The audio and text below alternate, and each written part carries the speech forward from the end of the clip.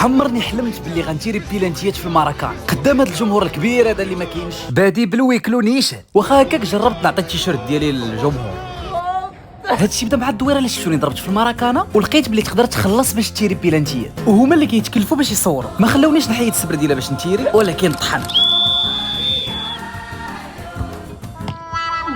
ما عرفتش واش حارس اللي ناضي ولا انا اللي زرق ولكن باقي جوج ديال التيرات. كالما. راكم عارفين ضروري الطمأن للجمهور هادي كيديروها اللعابه. ومع التسديده الثانيه راه لعابه كبار وضيعوا في الماراكان. باقي تيره نيمار جونيور. نيمار ديال الهلال حطها في الجول وتكمش يا مهمش.